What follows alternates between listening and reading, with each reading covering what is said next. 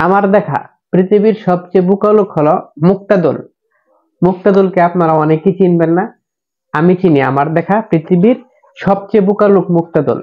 এই মুক্তাদুলও 3টা গরু লালন পালন করে।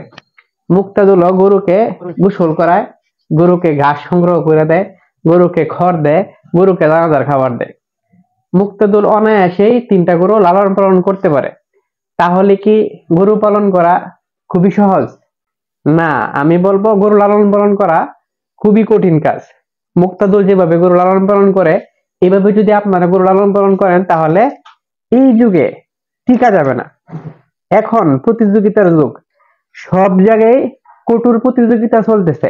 একজন মানুষ 2 মাসে গরু মোটা তাজা করে ফেলতেছে, কেউ 4 মাসে গরু মোটা তাজা করে ফেলতেছে। এখন সেই জায়গায় যদি আপনি গরু মোটা তাজা করতে 1 বছর 1.5 বছর সময় লাগান, সেই ক্ষেত্রে আপনি প্রতিযোগিতায় টিকবেন না, মাঝখান থেকে সময় নষ্ট হয়ে যাবে। এখন মানুষের হায়াতকালী 60 থেকে 70 বছর, একটা সময় মানুষ 1500 বছর বাঁচত। সেই হিসাব করলে এখন আর হবে না। যেই ভাইজানেরা এখনো খামার শুরু করেন নাই, ওনারা হয়তো ভাবতে পারেন গরু লালন পালন করা খুবই সহজ কাজ। খড় কাটলাম, খড় খাইটা চারিতে দিয়ে দিলাম। যদি আমার মতো করে খড় কাটেন, সেই ক্ষেত্রে সময় হয়তো একটু বেশি লাগতে পারে কিংবা পরিশ্রম হইতে পারে। যিনাদের খড় কাটার মেশিন আছে ওনারা তো আরো ভাগ্যবান। খড় কাটতে সময়ও কম লাগে, পরিশ্রমও কম লাগে। দানাদার খাবার দিয়ে দিলেন, আরামসে গরু খাবার গ্রহণ করে ফেললো গরুর মুখে রুচি থাকলে, এবং এরকম করে গোসল করায় দিলেন, ঘরটা পরিষ্কার করে দিলেন। এটাই আসলে মূলত গরু লালন পালন না। গরু লালন পালন করা খুবই কঠিন একটা বিষয়। কঠিন কেন? 2 দিন পূর্বে একটা ভিডিও দিয়েছিলাম, এক খামারি ভাইয়ের গরু প্রায় 2,70,000 টাকার একটা গরু মারা গেছে। এটা কিভাবে মারা গেছিল? উনি যখন গরু কিনে নিয়ে আসছিল, তখন অন্য খামারি ভাই কিংবা ব্যাপারী ভাই বলছিল গরুটা 2 বিয়ান দিছে, মানে 2টা বাচ্চা দিছে।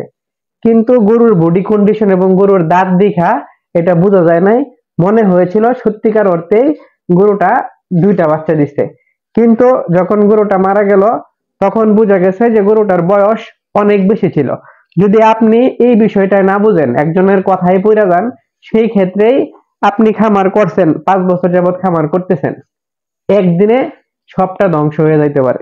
আপনি মোটা তাজাকরণ গরু কিনছেন, আপনার কাছে মনে হয়েছে এটা অনেক বেশি মাংস বাড়বে। যেরকম আমি নিজেও ভুল করে ফেলছি। এই যে 2টা সার কিনা হয়েছিল, এই 2টা সারের যেরকম গ্রোথ আশা করছিলাম, যেরকম উঁচা হবে, যেরকম বড় হবে ভাবছিলাম, ওইরকম বড় হচ্ছে না। হয়তো আমি বিভিন্ন প্রসেসে, বিভিন্ন প্রক্রিয়া এগুলো থেকে রিকভার করে ফেলবো। এটা হয়তো বা আমার ক্ষেত্রে এত বেশি প্রভাব পড়বে না। সে লম্বা হয় নাই কিংবা উঁচা হয় নাই, এটা আমার ক্ষেত্রে তেমন কোনো প্রভাব পড়বে না। আমি বিভিন্ন প্রসেসের মাধ্যমে এই ঘাটতিটা পূরণ করে ফেলবো। ওই যে প্রথমেই বললাম মুক্তাদুলের কথা, মুক্তাদুল তো এটা পূরণ করতে পারবে না। কিংবা যিনারা প্রসেসিং না জানেন কিংবা প্রসেস না জানেন, কোন প্রসেসে গরু লালন পালন করলে ভালো হয়, কোন প্রসেসে গরু লালন পালন করলে খরচ কমবে, কোন প্রসেসে গরু লালন পালন করলে ভুল গরু কেনার পরেও ওইখান থেকে লাভ করা সম্ভব, এই বিষয়গুলা জানতে হবে। এই বিষয়গুলো কিভাবে জানতে হবে?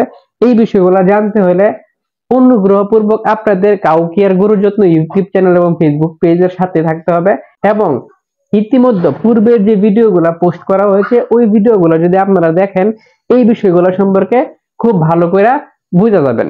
আবারও সেম কথাই বলতেছি, গরু লালন পালন করা আসলেই সহজ না। কেন সহজ না? এই যে সবাই সেটা পারবে, কাঁচা ঘাসের জমি আছে, কাঁচা ঘাস কাইটায় না গরুকে খেতে দেওয়া হইলো, সবাই সেটা পারবে। দানাদার খাবার ঘরে আছে, রেডিমেড কিনে নিয়ে আসছেন, ওই খাবারটা দিয়ে দিলেন, এটা সবাই পারবে। কিন্তু গরু পালনে আপনি লাভবান হবেন কোথায়? এখন আপনি একটা দুধের গাভী কিনছেন, সেইখানে এত বড় উলান ছিল, উলানটা দেখে মনে হয়েছে 15 কেজি দুধ দিবে। আপনি সেটা 2.5 লক্ষ টাকা দিয়ে কিনে নিয়ে আসছেন, কিন্তু বাড়িতে আনার পরে আপনি দেখলেন সেখান থেকে 4 কেজি দুধ হচ্ছে। তখন আপনি বিশাল ক্ষতিগ্রস্ত।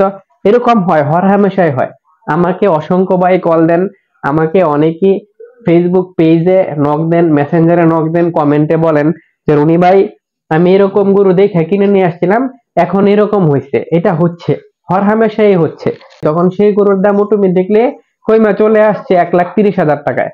এই যে মাঝখানে যে আপনার টাকার একটা বিশাল ক্ষতি হয়ে গেল একদিনে, এইটা আপনি রিকভার করবেন কিভাবে? এটা রিকভার করতে হলে আপনার অভিজ্ঞতার দরকার আছে, আপনার জ্ঞানের দরকার আছে। এই জ্ঞানটা কিভাবে সমৃদ্ধ করবেন আপনারা? এই জ্ঞানটা সমৃদ্ধ করার এখন খুবই সহজ উপায়। অনেক অভিজ্ঞ খামারি ভাই যারা ফেসবুকে ভিডিও পোস্ট করে, আপনারা ওই ভিডিওগুলো দেখতে পারেন। এবং যদি চান আপনারা কাউকে আর গরুর যত্নে, এই বিষয়ে অসংখ্য ভিডিও দেওয়া আছে, আপনারা এইখান থেকেও এই বিষয়গুলা জানা নিতে পারবেন। প্রিয় ভাইজানেরা, এই জন্য আমি বলি আসলে গরু পালন এতটা সহজ কাজ না যতটা দেখতে সহজ মনে হয়। গরু পালন করা আসলে খুবই কঠিন কাজ। যখন একটা ভুল করার পরেও সেইখান থেকে আপনারা রিকভার করে উঠতে পারবেন, তখনই আপনি গরু লালন পালন করে সফল হইতে পারবেন। আমি অসংখ্য ভিডিওতে বলে থাকি গরু অবলা প্রাণী, কথা বলতে পারে না।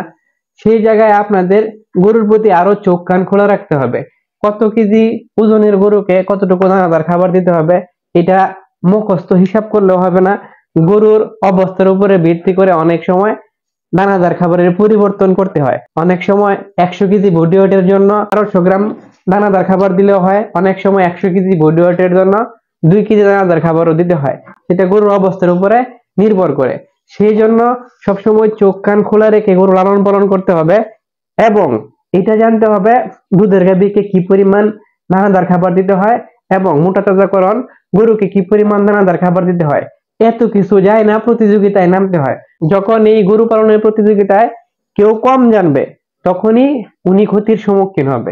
আজকাল তো আমি এটাও দেখি, আমার ভিডিওগুলা যারা নিয়মিত দেখেন ওনাদের বয়স 18 থেকে 35 বছরের মধ্যে, যিনাদের মধ্যে স্বপ্নটা এখনো কাজ করে, যিনাদের স্পিড অনেক বেশি, যিনাদের আগ্রহ অনেক বেশি, যিনাদের পরিশ্রম করার ক্ষমতা আছে।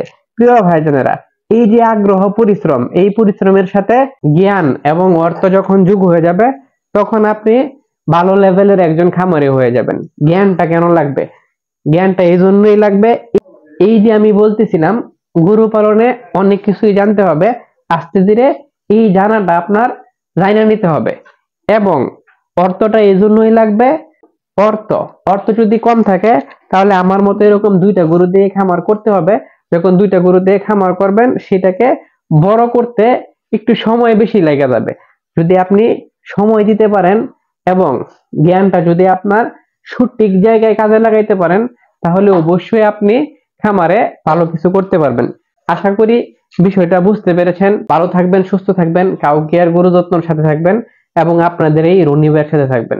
আসসালামু আলাইকুম ওয়া রাহমাতুল্লাহি ওয়া বারাকাতুহু।